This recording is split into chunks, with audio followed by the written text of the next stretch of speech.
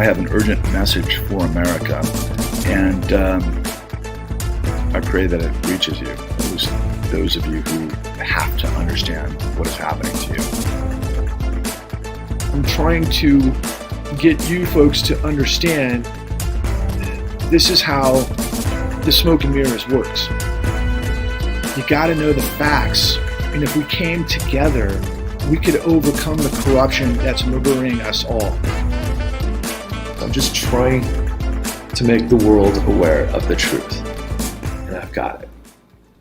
Man, I don't know even where to begin. I'm so unbelievably frustrated. In some ways, I'm inspired. In some ways, I'm at a loss. In some ways, I don't know what direction up is. And it's an incredibly confusing set of circumstances to be in this position that I'm in, given everything that I've actually been through. I'm not sure what the theme is. I kind of wake up every morning and I'm thinking about a lot of different things. I'm absorbing information, and I think what I want to talk to you guys about today is just simply the human factor and the human toll. The anxiety and the stress of everyday life is within the modality of just trying to survive, right? And I got to tell you, as rough as my existence is every day right now, is a lot better than many. At least I've got a roof over my head, and and I have sustenance, and I have opportunities to take care of my son and get him to and from school, which I care about deeply, and working through the daily process of life and the grind. But as this guy who has been reaching out and finding some sort of connection to people out there, thanks to some significant effort on behalf of people that are championing this effort. And I want to mention who they are real quick. We call them the Angels. I call them the Angels. We call each other Charlie and the Angels, as in Charlie's Angels. And, these are three women that are tirelessly working around the clock to animate and distribute and give my voice further impact throughout all of the social media mediums that we can try to reach. But God, is it a loud universe out there? And I am constantly, barraged, I guess is really the term I'm looking for, of the information out there that comes through a whole litany of scenarios, whether it's mainstream or whether it's, people online that I pay attention to. I don't know about you, but like I'll wake up in the morning and I'll turn my phone on, and, there's like 1,000 faces there just screaming at me about what it is that they know and what they're reacting to or overreacting to, and who has this information, who has that. It just reminds me so much of high school, but just amplified at 10 million fold. And how am I any different? Producing these just ridiculous home videos on my computer screen, looking into your eyes and trying to connect with you. I guess I am that different, except I have the freaking motherlode of all truths that everybody is looking for, and nobody knows where to find it. And yet here I am screaming from the mountaintops, here I am. But it's like screaming into a pillow that nobody ever hears, except of course those that are hearing me a lot recently, thanks to the efforts of my angels. And so I want to address first who these angels are and why they support what it is that I'm doing. Two have been very close to the housing collapse, foreclosure madness. One actually lost her house, and this one lost her home years ago when she was after a divorce. In fact, going through the foreclosure process led to her divorce. She, like me, experienced a degree of madness because nobody was listening to her. She knew that she had been played. She knew what type of paperwork that she had received on her loan that she had tried to rescind because of specifics that happened because of the terms of the deal, that she was within her rights to appeal and rescind, and nobody listened to her. And it took her years of looking through documents and finding out how things worked, and then calling everybody in the system and in the process, and going deep dive, which is very similar to many, many other people around this country who had done the same thing. Once they started to figure out that this whole thing was a setup, like I continue to tell you guys, they, people like this became as obsessed as I am. And, normally in my everyday life, I mean, I dress nicer than this. I look professional. I try to communicate in a very professional way. But now I feel like I'm Richard Dreyfuss, quite frankly, in Close Encounters of the Third Kind, when he was building Devil's Tower in his kitchen, and his wife thought he was nuts, his child thought he was nuts. It led to, obviously, all the things that led to the conclusion of that movie, when everybody else who had seen the Devil's Tower and knew what was going on were seeing the same thing. And that's exactly what it is that I am trying to communicate to you as it relates to the housing collapse within the midst of all of this insanity that's going on. And so this person, literally, after years of battling and laying it out in a way that only those of us who had gone through this situation know, it's so exhausting. It takes every ounce of energy you have to put all of this stuff together. It becomes a second job. It becomes your obsession. And in her particular case, she literally ended up in front of the judge, and the judge said to her, "You're right. Everything you said is true. Everything you've laid out is evidence of why I should rule on your behalf and make everything right, but I can't." The judge looked her in the eye and said, "This is bigger than both of us." It wasn't her exact words, but that was the implication. And she just left that moment completely defeated. And it wasn't until I showed up with our revelations and our work, The Con, at www.thecon.tv, that pieced together all of the elements of this huge puzzle, this huge criminal investigation, this huge revelation of the largest criminal conspiracy and cover-up in history that's never ended. And once she saw what the mechanics were and who was involved with it, her jaw hit the ground and her heart beat like 1,000 miles an hour, and she dove in like the powerhouse that she is. She's from the industrial Midwest in Ohio, and she's a warrior for justice. And the other angels consist of another woman who is a forensic analysis, a person who is deeply involved with helping people who are in the foreclosure process, and the maddening aspect of this that goes back for many people over a decade, that they're trying to save their houses because they start to learn of all of the different players involved that were involved with documentation, fabrication, and lies that happen within the courts to basically steal people's homes. And it's not people who don't have skin in the game. A lot of these people, particularly women, I've learned, have had a lot of equity. So let's say, for example, they own a house that might be valued somewhere in the, $400,000 range. They have 70% paid off. And what happened was, in the aftermath of the 2000 great financial crisis, because the way these loans were written, because of all of the documentation fabrication and all of the things that went on after the national mortgage settlement and all of the things that were supposed to happen involving servicers and foreclosure mills, those are, attorney law firms that work on behalf of banks to foreclose on people using illegal documents.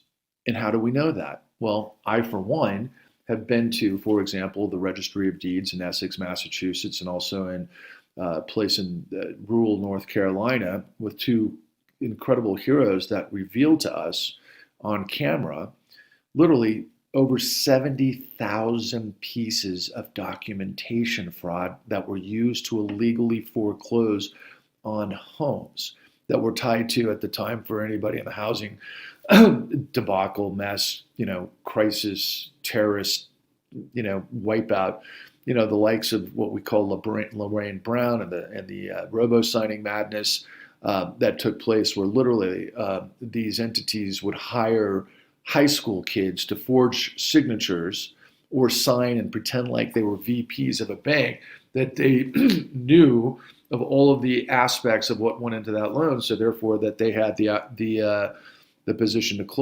foreclose, which of course is what's required by law. And ultimately, what we reveal in The Con, and what millions of people don't understand, was, since there were so many lies and deception and documentation fraud in these loans that went out that were mostly, quite frankly, refinances with people who had equity in their home or owned their home.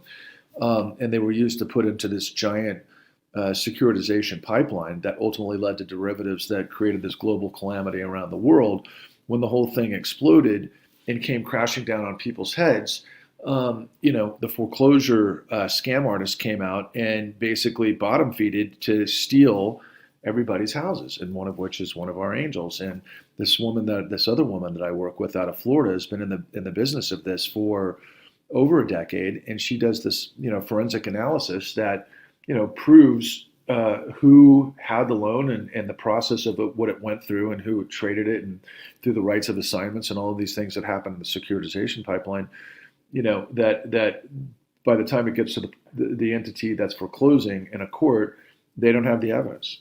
They don't have standing. They don't have the right to foreclose. But the reason why they are foreclosing is because they can get fees. They can get fees from the Treasury. They can get fees from, a variety of insurance that are baked in depending on the type of loans that are happening.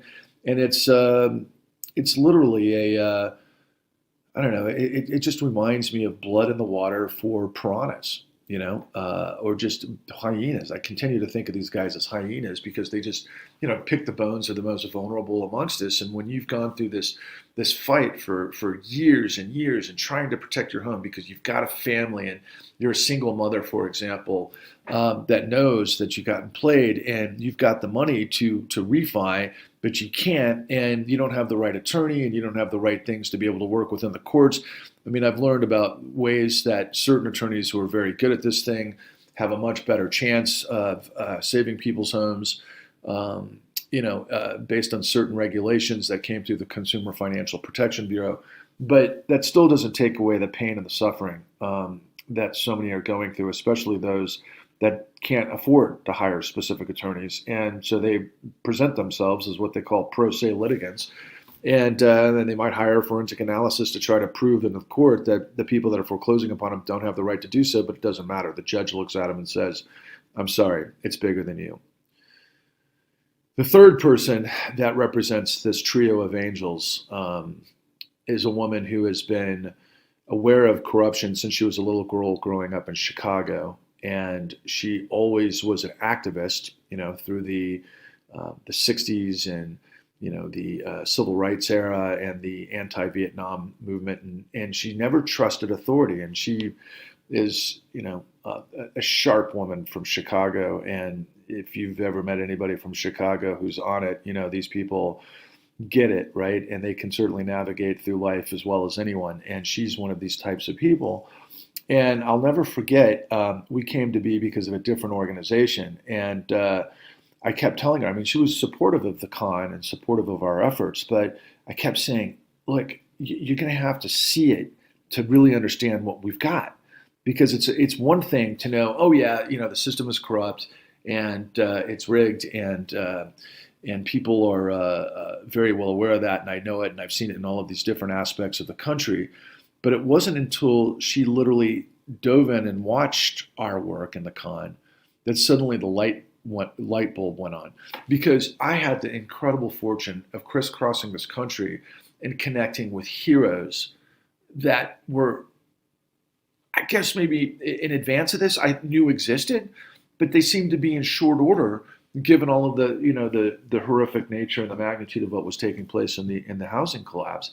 And these folks, whether it was, salt of the earth, gumshoe detectives in Summit County, Ohio, that put together this, this investigation group that actually went and did what we expect from our law and enforcement officials to actually go find out where the crime was and put the pieces together to be able to put it all out on a plate, led by an AG at that time who actually had a real interest in protecting people that were being targeted by this whole thing, which included minorities. As I've said in previous videos, 60% of the African American demographic in the United States had their household wealth evaporated as a result of being targeted by this insane predation. And they eventually were able to put together everything underneath the umbrella of a RICO conviction, a racketeering, influence, corrupt organization, that are the statutes that were originally put together to take out the mob. And that's all this stuff was. It's the mob. It's a whole bunch of people acting in a conspiratorial fashion, whether it's the originator that's selling liars loans, the broker that actually does the documentation fabrication, that works with appraisers that are hyperinflating the assets because they're told to, and if they don't do it, they don't get paid, by lenders who are actually creating warehouse loans that are coming from Wall Street to supercharge getting as many loans in the pipeline, because the bankers and everybody actually in the process get paid based on fees from this whole thing.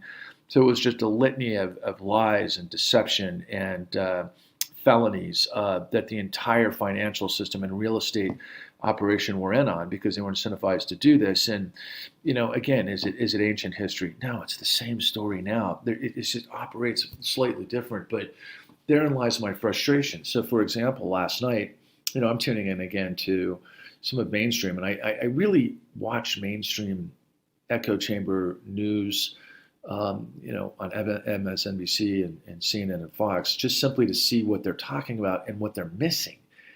And this stuff is on overdrive right now, people. I'm telling you, it's insanity when I watch, highly paid anchors who are presumably professionals with a lot of investigation or investigatory prowess within, the ranks, because they've got, large news departments, supposedly or presumably.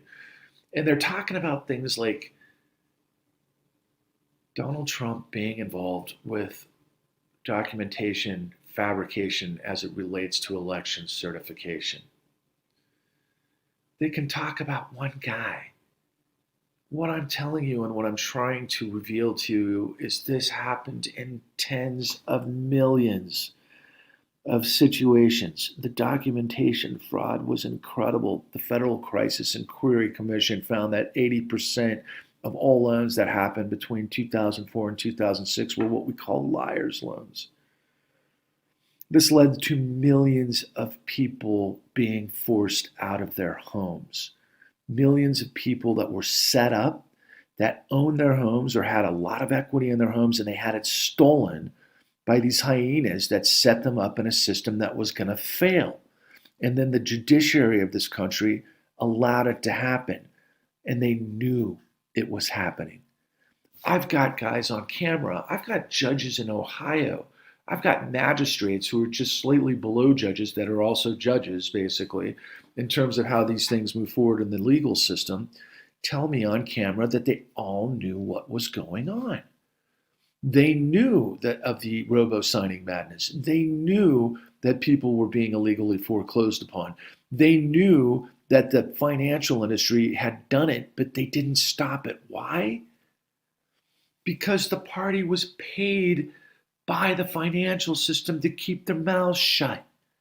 And ultimately, we got to a situation where the banks on Wall Street paid billions of dollars in fines. But they paid billions of dollars of fines for a crime that they, played for over a decade, if not longer. They probably made trillions in fees throughout this process. And then in the end, when it all blew up, the Federal Reserve was there to save their ass. They lied to all of us. They deceived all of this. And yet our government, and I know a lot of people don't want to talk about or don't understand, quite frankly, the purpose of the Federal Reserve, let alone what it actually does, let alone how it's managed.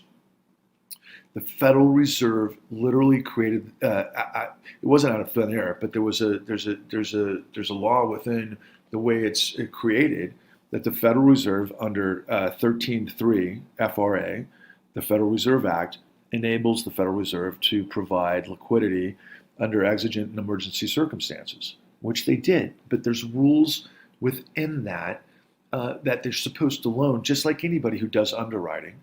That, there has to be liquidity, there has to be buffer, there has to be specific management, there has to be some sort of level of analysis that would put them in a category of being worthy of being lent to like the rest of us.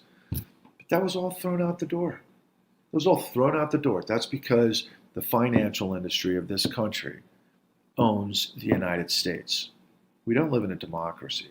We live in a corporate fascist dictatorship that's undergirded by this criminal syndicate that I'm telling you. And, I've been trying desperately to get a hold of Joe Rogan and Russell Brand because they have platforms with millions of viewers and they are asking the right questions. But I'm telling you, they're asking the questions that I had to ask 12 years ago, 13 years ago. And I put it all together as a producer. I went out and I found the funding. I knew who to go ask. I did all the research. I answered every question there was. And I went and talked to every major whistleblower in this country that knew this story inside and out, as well as the DOJ, Department of Justice, the Federal Bureau of Investigations, the Securities and Exchange Commission, AGs around the country, and as well as people that were within these groups like the OCC, the Office of the Comptroller of the Currency, and the Office of... Look, I got a PhD in criminality, okay? Criminogenic environments as it relates to the financial industry. And I have all the goddamn details that, Russell Brand continues to talk about every day while his gatekeepers ignore me, but he talks in the superfluous sort of, philosophical juggernaut, mental gymnastics, saying the guy's a genius. I'm just trying to get him the goddamn facts so that he can take it to the next step. This is all such a circus. It's all such a, it's more ridiculous than any, cartoon that any of us have ever seen. I'm reminded over and over and over of the Justice League and all of the different types of things through Batman that I grew up with, and these cartoon sort of themes, right? But really, what we discovered on our journey was, and I use this a lot, but it never ceases to amaze me that this is our reality. Imagine in the Wild West walking through the saloon, and you discover in the back of the bar, the black hats are counting the money with the white hats. That's who Obama was. When Obama came in with Holder, they literally acted as a front for Wall Street getting away with this. They gave Wall Street $30 trillion while they buried the rest of us. And Obama created this thing called the Home Affordable Modification Program that never played out for the rest of us because of these hyenas in the courts that I'm talking about. They took the money for themselves. They learned how to steal the money. They did the exact same thing when we got through the CARES Act with all this rental relief. There was $47 billion that was supposed to be put in the system, of which I think $4 or $5 billion was actually used, based on when people were talking about this back in August. And it goes on and on and on. We've got, for example, access to an African-American former Olympic athlete, gold medalist. Snoop Dogg said she was, one of the top 5 WNBA players in history. This woman was thrown out of her house at gunpoint because she knew about the identity fraud and she refused to yield in the courts that were all corrupt. And she would never, she just kept fighting and fighting and fighting until one day, they sent out the goons from the sheriff's department in in Orange County, and they all had, high-powered weaponry and rifles, and they stood at the door with her and her 2 dogs inside, and they basically broke in and held her up at gunpoint, and she could have been killed, or her dogs could have been killed, but based on a system, I brought this up a couple of days ago. I was thinking about the corruption of the movie Training Day with Denzel Washington, and it's one of the scariest films I've ever seen in my life. And when cops can frame you for something that the system's going to back the cop on when you're completely innocent, that's the end. That's the end. That's I'm sorry, that's what leads to the worst of the worst types of government in history, and genocide and all the rest of it that comes from this sort of behavior. And that's why we created a nation of laws. And the laws are supposed to be protected by those who have the professionalism that come through the training, and they have the integrity to be able to prevent this from happening. But I'm telling you, that's not what happens. And so you've got media talking in circles. You've got people like Russell Brand and Joe Rogan, thinking that they've got, the access to answers, and that, they're not. They're right.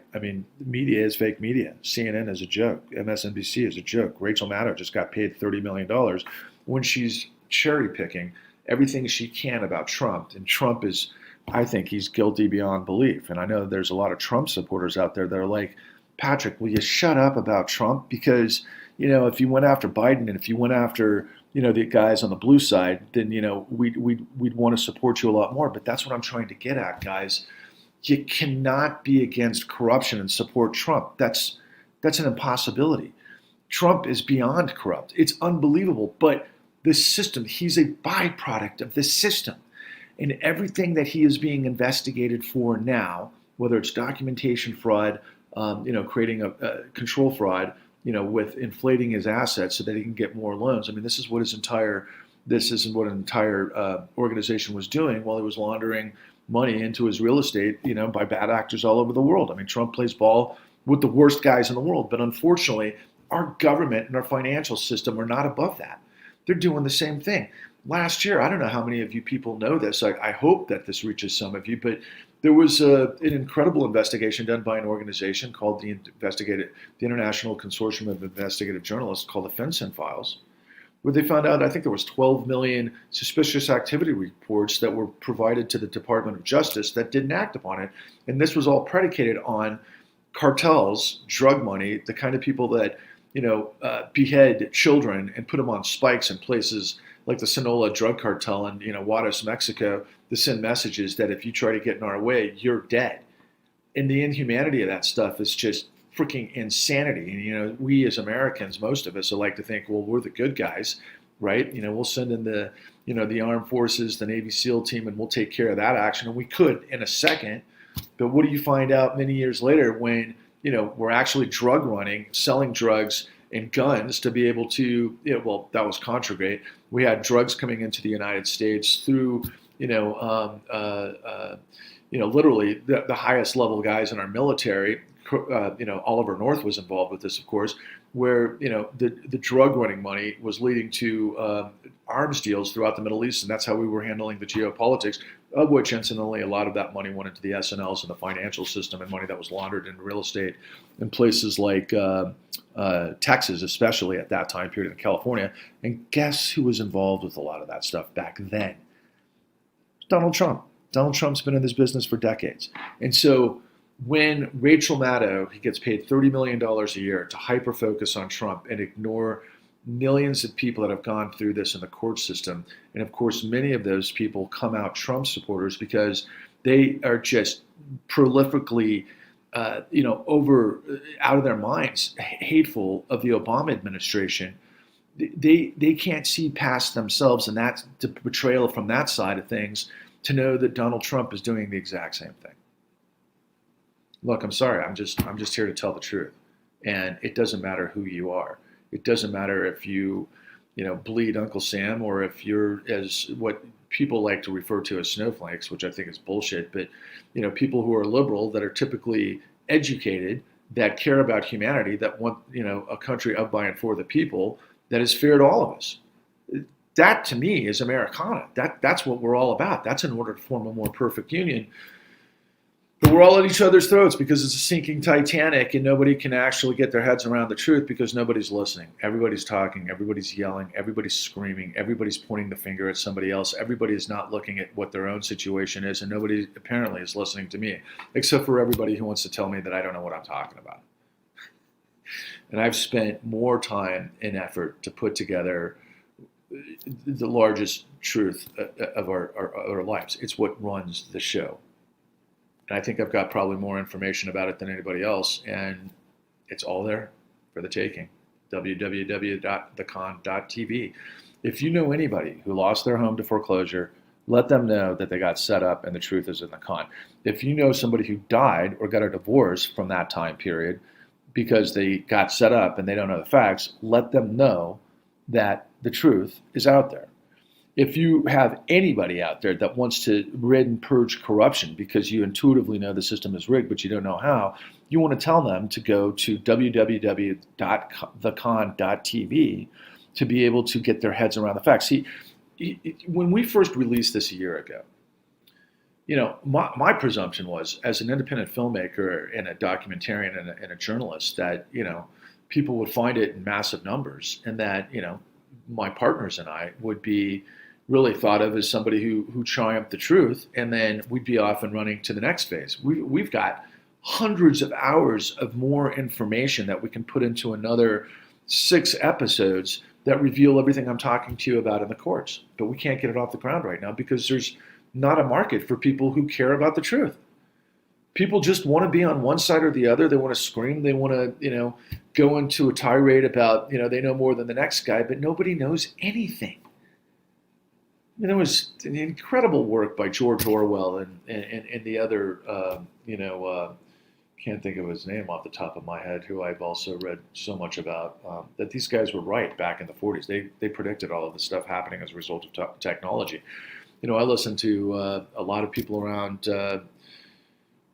the apparatus of economists and others that are truth sayers that understand how the system is rigged. But I guess the final thing I should say, because I'm carrying on, I could just go on for hours. But the nature of whether it's Epstein, for example, whether it's the stuff that's happened in the opioid scenario with the Sackler family, so on and so forth. I mean, a lot of these situations took place literally a couple of decades ago that are like in the echo chamber every single day because more and more reality comes to light of what happened. And I still can't believe that we don't have the full story on Epstein.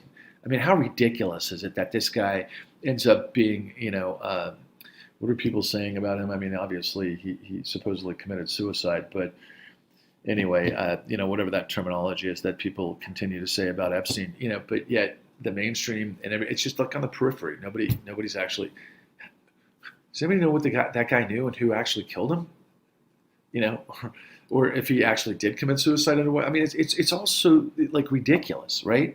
But the worst part, I mean, the opioid crisis, we know. I mean, and people talk about this, and it drives me nuts. I was listening to this podcast yesterday from the New York Times, and the New York Times is very polite, very professional. And this woman that was actually hosting the podcast was interviewing a guy who had done this fantastic book with a lot of names and how the Sackler family operated and how they were able to get away with what they were able to get away with. And she was mad. She literally had said at one point, when I read your book, I felt like getting violent towards the Sacklers, which surprised me coming from a New York Times journalist, right? So that just goes to show you the sort of what they're thinking about in terms of the editors at the New York Times, that look, people are freaking pissed. People want to understand why it is that all of these horrific things that happened decades ago, whether it was Weinstein, then of course, that didn't really have any justice until the Me Too movement happened, and of course, the Black Lives Matter happened after Kaepernick, kneeled for years, bringing attention to all of these, murders by cops of unarmed African Americans under, so many different circumstances.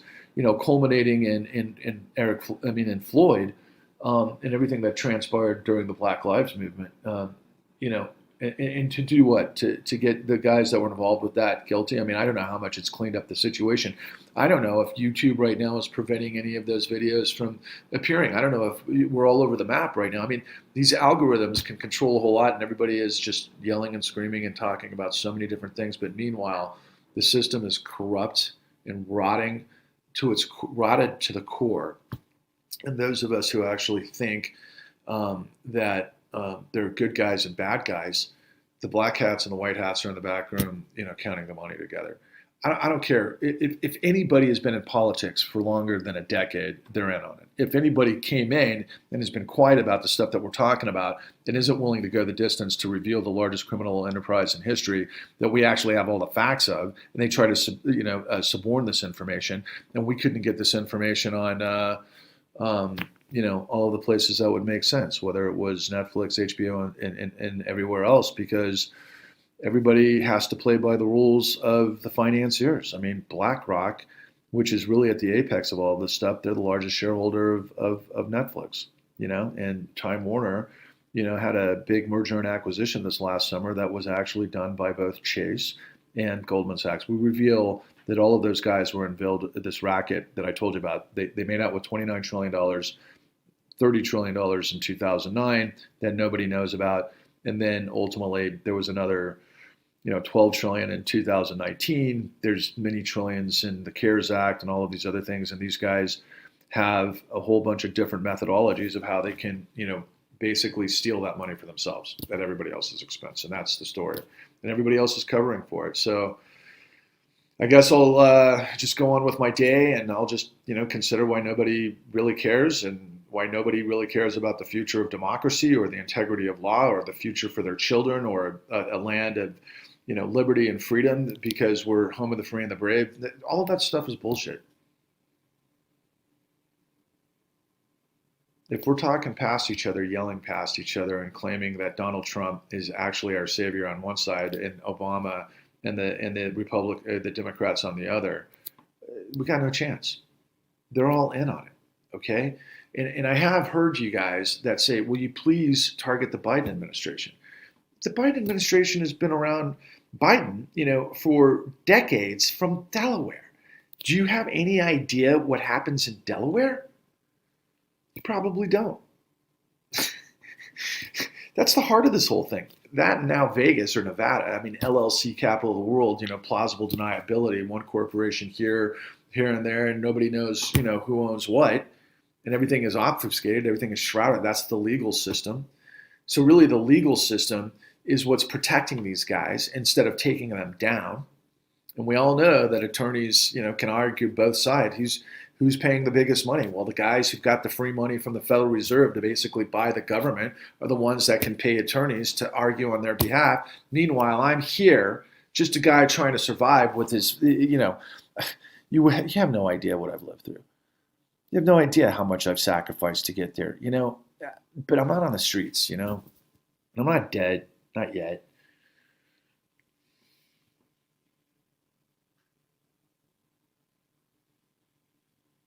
What are you afraid of? Why are you so quiet? Why are you listening to those people that are lying to you? I'm not lying to you.